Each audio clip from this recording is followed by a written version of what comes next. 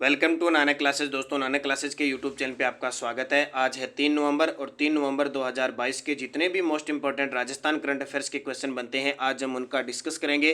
पूरा वीडियो ध्यान से देखना और लास्ट में मैं आपसे क्वेश्चन पूछूंगा जिनके जवाब आपको कमेंट बॉक्स में देने। दोस्तों, वीडियो अच्छा लगे लाइक शेयर जरूर कर देना। सभी विद्यार्थियों को गुड मॉर्निंग।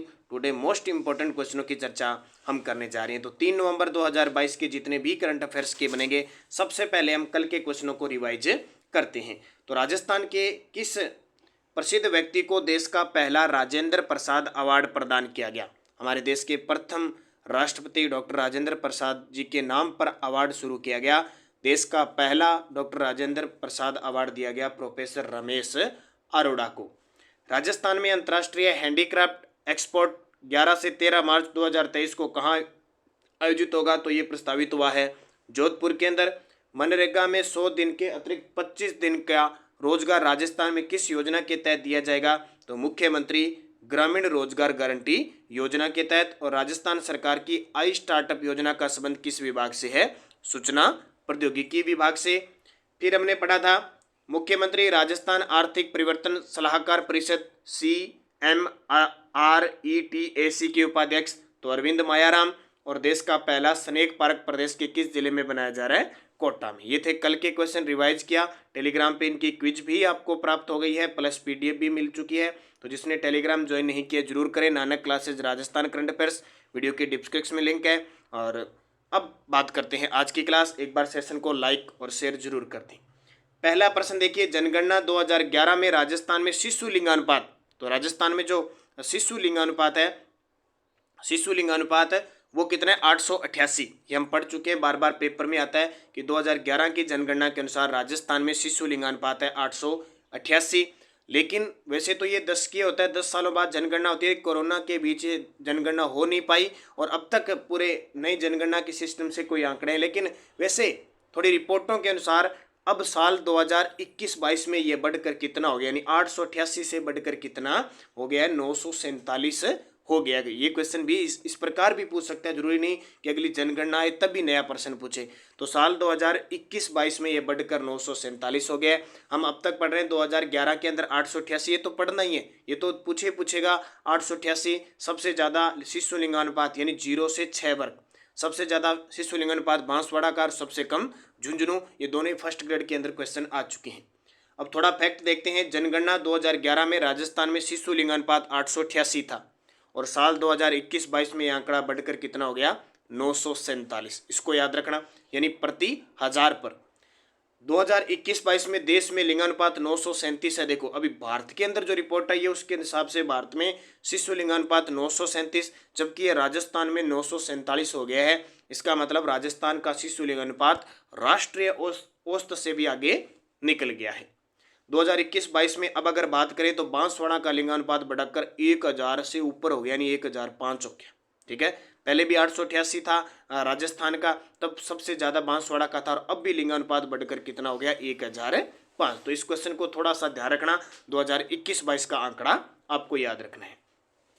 दूसरा प्रश्न देखिए, 14 से 21 नवंबर 2022 तक पंडित नेहरू बाल सप्ताह का आयोजन किस अकादमी द्वारा किया जाएगा? और जैसे कि आपको विदित है 14 नवंबर को हम हमारे देश के प्रथम विदेश मंत्री, प्रथम प्रधानमंत्री, जिनका हम जन्म दिवस बाल दिवस के रूप में 14 नवंबर को आता है, तो उनके इस जन्म दिवस के शुभ अवसर पर पंडित नेहरू बाल सप्ताह का आयोजन हमारे राजस्थान के अंदर किस अकादमी द्वारा किया जाएगा? उस अकादमी का नाम है राजस्थान बाल साहित्य अकादमी, जयपुर, जो अभी स्थापित हुई है, नई स्थापित हुई है, उसके द्वारा 14 से 20 नवंबर को पंडित नेहरू बाल सप्ताह का आयोजन किया जाएगा। ये देख सकते हो हमारे देश के प्रथम प्रधानमंत्री पंडित जवाहरलाल नेहरू, जब जब इनका नाम आता है बच्चे इन्हें प्यार से चाचा के नाम से पुकारते थे, इसलिए चाचा नेहरू कहते हैं। 14 नवंबर को बाल दिवस के रूप में इनका बनाया जाता है। और पिछली साल 14 नवंबर आपको पता है कि हमारी राजस्थान विधानसभा के अंदर बाल सत्र का आयोजन 14 नवंबर को विधानसभा में किया गया।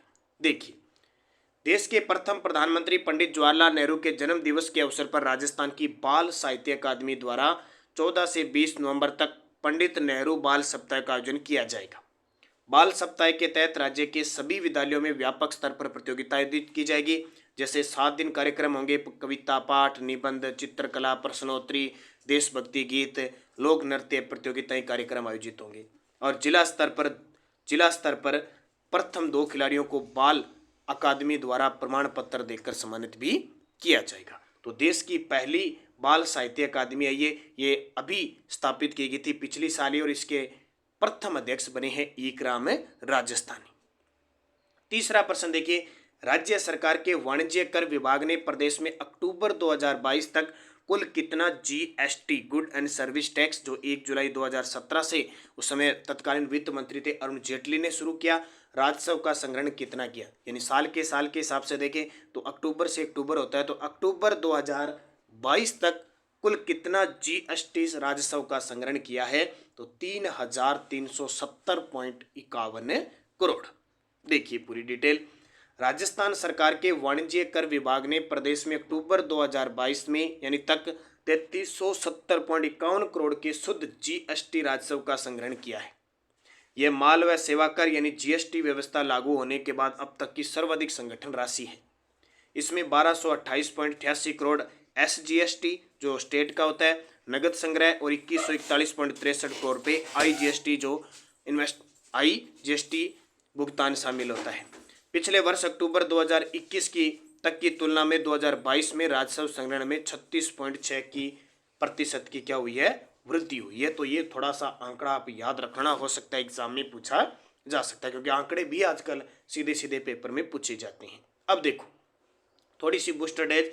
भारत सरकार द्वारा जारी आंकड़ों के अनुसार देश भर में अक्टूबर 2022 में जीएसटी का कुल नगद संग्रह 1,51,718 करोड़ रुपए है, जिसमें राष्ट्रीय स्तर पर यह वृद्धि 18% और राजस्थान में वृद्धि कितनी हुई है, 10% वृद्धि हुई है। तो ये आपको पॉइंट अच्छे तरीके से याद रखना है।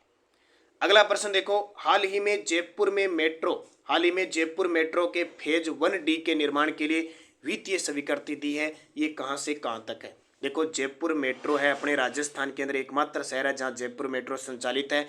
2015 से ये शुरुआत हो चुकी है। 2 चरणों में इसका निर्माण कार्य चल रहा है। अभी पहला चरण ही है। पहले चरण के अंदर अलग अलग फेज हैं। फेज 1 यानी phase 1A 1B 1C 1D। तो अभी फेज डी के निर्माण के लिए वित्तीय स्वीकृति जारी की गई है। तो ये आपको याद रखना है कहाँ से कहाँ तक है, तो मानसरोवर से अजमेर रोड चौराहा तक, मानसरोवर से अजमेर रोड चौराहा तक फेज डी का निर्माण किया जाएगा। 1D है, ध्यान रखना, क्योंकि फेज 2 अभी स्टार्ट नहीं हुआ है, फेज 1D।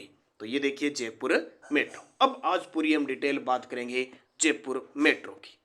देखिए मुख्यमंत्री अशोक गहलोत ने जयपुर मेट्रो के फेज 1D मानसरोवर से अजमेर रोड चौराहा के निर्माण के लिए 204.81 करोड़ रुपए की वित्तीय स्वीकृति दी है। एक तो ये पॉइंट याद रखना। अब जो बूस्टर डोज है ये बहुत ही खास है, क्योंकि हमारी जो पुस्तक आएगी उसमें भी आपको बूस्टर डोज वगैरह मिलती है। ये सबसे बड़ी खासियत हमारी बुक की होती है। पीडीएफ है, कोई भी है, और जल्द ही वनपाल वन रक्षक के लिए उम्मीद है आज शाम को आपको एक बड़ी महामैराथन जनवरी से अक्टूबर 2022 की एक क्लास मिलने वाली है, बड़ी ही शानदार। 2022 से अगर करंट का प्रश्न आएगा तो वो जरूरी नहीं है कि वनपाल वन रक्षक के लिए, वो सेकंड ग्रेड सीएटी रीट सब के लिए इंपॉर्टेंट है। पूरा डाटा मान के चलो, कम से कम जो बुक के अंदर क्वेश्चन आएंगे वो क्वेश्चन लगभग इसमें 10 महीनों के 900 से 1000 क्वेश्चन उसमें शामिल किए गए हैं। अब देखो बूस्टर डोज जयपुर मेट्रो। सबसे पहले ये जयपुर मेट्रो के तहत Jaipur metro rail corporation limited की स्थापना हुई थी 1 जनवरी 2010। जब आपसे पूछे कि Jaipur metro rail corporation limited की स्थापना कब हुई, 2010 में। यह राजस्थान की पहली और देश की 6ठी मेट्रो रेल प्रणाली है। यह परियोजना एशियाई विकास बैंक के आर्थिक सहयोग से निर्मित है। ये क्वेश्चन कई बार आता है। एडीबी एशियाई विकास बैंक के सहयोग से निर्मित है। जयपुर मेट्रो की शुरुआत ये देखो शुभारंभ हुआ था जून 2015 को, मानसरोवर से चांदपोल तक पहली बार चली थी जून 2015। ये जयपुर मेट्रो रेल कॉरपोरेशन बना था 1 जनवरी 2010 को। इसका निर्माण 2 चरणों में किया जा रहा है। पहला चरण मैं आपको बता रहा हूँ, फेज 1A मानसरोवर से चांदपोल तैयार हो गया।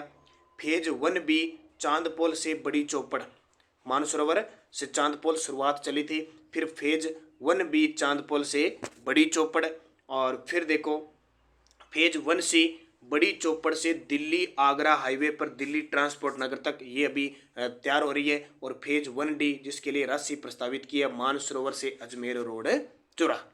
और फेज 2 बनेगा सीतापुरा से अंबावाड़ी तक, सीतापुरा से अंबावाड़ी ये प्रस्तावित है। और ये कितना बनेगा, ये सीतापुरा से अंबावाड़ी तक 22 किलोमीटर का काम जल्द शुरू होगा। 2 चरण है तो दूसरे चरण की भी शुरुआत होगी।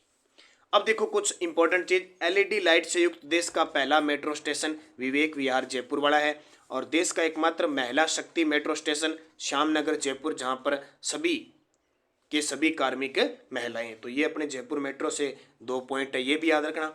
अब देखो बूस्टर डोज 2 क्या कहती है कि भूमिगत जयपुर मेट्रो ये भी स्टार्ट हो चुकी है। तो राजस्थान की प्रथम भूमिगत मेट्रो ट्रेन चांदपोल से बड़ी चौपड़ चली, याद रखना, चांदपोल से बड़ी चौपड़ चली। कब? 23 सितंबर 2020 को मुख्यमंत्री अशोक गहलोत ने इसका उद्घाटन किया। और भूमिगत सुरंग है कितनी? 2.12 किलोमीटर यानी 2.1 किलोमीटर है। और महिला पायलट शेफाली ने इस गाड़ी को चलाया था, ये भी आपको याद रखना है।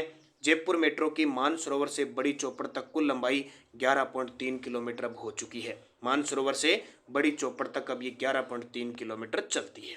तो ये जयपुर मेट्रो की मैंने पूरी कहानी आज बता दी, क्योंकि फेज 1D के निर्माण के लिए मुख्यमंत्री अशोक गहलोत ने राशि जारी की थी, इसलिए इस पर पूरी डिटेल आज बात कर ली। यहाँ से कभी प्रश्न बने आपका गलत नहीं होगा अगर आपने ढंग से पढ़ा है। अगला प्रश्न देखिए, टोंक में राज्य स्तरीय निवाई है ना, निवाई टोंक के अंदर राज्य स्तरीय तीरंदाजी प्रतियोगिता में चूरू के इंद्रचंद स्वामी ने कौन सा पदक जीता है? तो चर्चा में है, इंद्रचंद स्वामी ने कौन सा पदक जीता है? तो रजत पदक जीता है क्या ये तीरंदाज है? तीरंदाजी से निशाना लगाते हैं। तो निवाई टोंक में 29-30 अक्टूबर को हुई राज्य स्तरीय तीरंदाजी प्रतियोगिता में चूरू के इंद्रचंद स्वामी ने रजत पदक जीतकर जिले का गौरव बढ़ाया। तो ये आपके लिए इंपॉर्टेंट बनेगा प्रश्न। अगला प्रश्न देखो, बहुत ही खास प्रश्न है।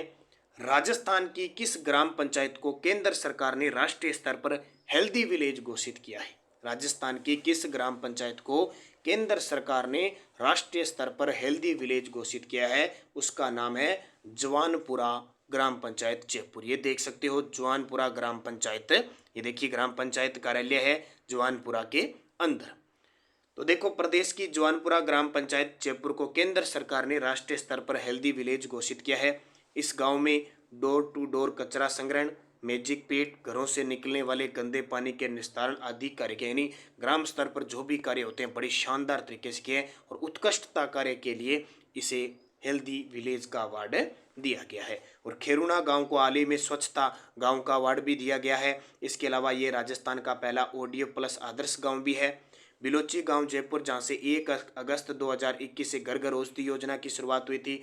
दोनोरा गांव धौलपुर वह एकमात्र जिसको आदर्श गांव की श्रेणी में सबसे पहले अवार्ड इसको भी दिया गया। तो ये आपके लिए गांव है कुछ राजस्थान के, वो इम्पोर्टेंट है, इनको अच्छे तरीके से याद रखना है। PDF आपको टेलीग्राम पे मिल रही है, Nanak classes Rajasthan current affairs, video की डिस्क्रिप्शन में लिंक है।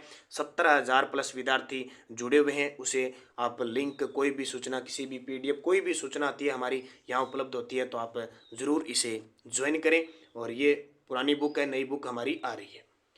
पिछले वीडियो का क्वेश्चन था राष्ट्रमंडल खेलों 2022 में राजस्थान के कितने खिलाड़ियों ने भाग लिया? तो 3 खिलाड़ियों ने भाग लिया था, मंजू बाला, भावना जाट और Ajay Singh Shekhawat. Question for you, जिसका जवाब आपको कमेंट बॉक्स में देना है। राजस्थान के किस प्रसिद्ध व्यक्ति को देश का पहला डॉक्टर राजेंद्र प्रसाद अवार्ड प्रदान किया गया? प्रोफेसर रमेश अरोड़ा, SN सुब्बाराव जी, नेमीचंद भावुक, कुमार प्रशांत। सही जवाब आपको कमेंट बॉक्स में देना है। यस्टरडे डोज क्या थी? राजस्थान ब्रज भाषा अकादमी कहाँ स्थित है? जयपुर में। नवनेरा बांध राजस्थान के किस जिले में है? कोटा में। गिरी सुमेल के युद्ध में मालदेव के सेनापति कौन थे? जेता और कुंपा। 1544 MAU 5 जनवरी 1544 ईस्वी के अंदर ये युद्ध हुआ था। और आपको पता है इस युद्ध में शेर शाह सूरी बड़ी मुश्किल से जीता था और उसने कहा था कि मुट्ठी भर बाजरे के लिए मैं हिंदुस्तान की बादशाहता को खो देता। और आजकल ये डायलॉग चल रहा है जो विद्या संबल योजना है ना, उसके तहत, क्योंकि रीट के विद्यार्थी, सेकंड ग्रेड के विद्यार्थी कंफ्यूज हो चुके हैं कि भरें फॉर्म, न भरें, ज्वाइन करें न करें, बड़ी समस्या है। लेकिन वो अपने विवेक पर होता है। देखिए हर कोई ऐसे नहीं कह सकते कि हम इसे ज्वाइन करें न करें, हर प्रकार की, हर एक विद्यार्थी की अलग मजबूरी होती है। बहुत सारे विद्यार्थी कठिन परिश्रम, कठिन अलग काम करने के बावजूद भी पढ़ सकते हैं, दिन रात मेहनत कर सकते हैं। तो हर एक विद्यार्थी की सिचुएशन बराबर नहीं होती। एक विद्यार्थी ने कह दिया कि मेरे से तो पढ़ा नहीं जाएगा तो मैं ये फॉर्म नहीं भरूंगा। बहुत सारे विद्यार्थी हैं जो विद्या संबल योजना में टीचर भी लगेंगे और रीट भी क्लियर करेंगे, सेकंड ग्रेड भी क्लियर करेंगे। तो ये जरूरी नहीं है कि हर एक विद्यार्थी कोई न भरे विद्या संबल योजना का और सीधा तैयारी पर ध्यान दे। अच्छी बात है, तैयारी पर ध्यान देना जरूरी है, लेकिन अपने अपने परिवार की, अपने अपने समाज की, अपने अपने घर की दशा होती है, उसके अनुसार काम करना होता है। ऐसे नहीं कि एक विद्यार्थी है, उसके खूब अच्छा काम चल रहा है, उसको अच्छे पैसे मिल रहे हैं, वो कहता है मैं विद्या संबल का फॉर्म नहीं भरूंगा, तो वो नहीं भरेगा। लेकिन आपको ये होगा कि क्या मैं विद्या संबल योजना में फॉर्म भरने के बाद मुझे अगर स्कूल मिल गया, मैं पढ़ सकता हूँ, क्योंकि आपको वहाँ पढ़ाना ही तो है। पढ़ सकता हूँ, आप पढ़ सकते हो, लेकिन आप में जुनून, परिश्रम होना चाहिए। आप सब कुछ कर सकते हो। वो अपने अपने विवेक पे, अपनी शक्ति, अपनी बुद्धि का काम लेकर ही ये फॉर्म भरे। जरूरी नहीं है कि कोई न भरे। तो वहाँ पर विद्या संबल योजना में टीचर तो चाहिए ना। तो ऐसे नहीं है कि हर कोई टीचर लगने के बाद वहाँ नहीं पढ़ पाएगा, पढ़ पाएगा, क्योंकि उसके लिए हो सकता है उसे 2 घंटे और ज़्यादा मेहनत करनी पड़े। तो वो अपने विवेक से सोचकर आप काम कीजिए। देव उठनी 11 कब बनाई जाती है? कार्तिक शुक्ल 11 अभी आने वाली है। और मिर्जा राजा जय सिंह ने कितने मुगल बादशाहों का काल देखा? जहांगीर, शाहजहां, औरंगजेब, क्योंकि इनका काल था 1621 से लेकर 1667 तक। क्योंकि जहांगीर आए थे 1627 तक, शाहजहां आए थे 1658 तक, और उसके बाद में औरंगजेब आ गए थे। अब नेक्स्ट हो आपके लिए जनगणना 2011। राजस्थान में सर्वाधिक लिंगानुपात वाले 2 जिले बताने हैं। राज्य की प्रथम पर्यटन नीति कब जारी हुई, ये बताना है। नागौर जिले में स्थित गोटन स्थान किस उद्योग के लिए प्रसिद्ध है, ये बताना है। कंवर सेन लिफ्ट नहर से लाभान्वित जिले कौन से हैं, और गणेश्वर सभ्यता किस नदी के किनारे स्थित है। तो ये पांचों के पांचों जवाब आपको कमेंट बॉक्स में देना है। और आज नया एग्जाम डोज, बूस्टर डोज आपके लिए डॉक्टर दलवीर भंडारी, चर्चित व्यक्ति के रूप में आपको 2-3 बातें इनकी जरूर बतानी है, क्योंकि आपके याद रहेगी तो हो सकता है एग्जाम में आ जाए, तो आपके लिए इंपॉर्टेंट रहेगी। जाते जाते आप वीडियो को लाइक शेयर जरूर करना।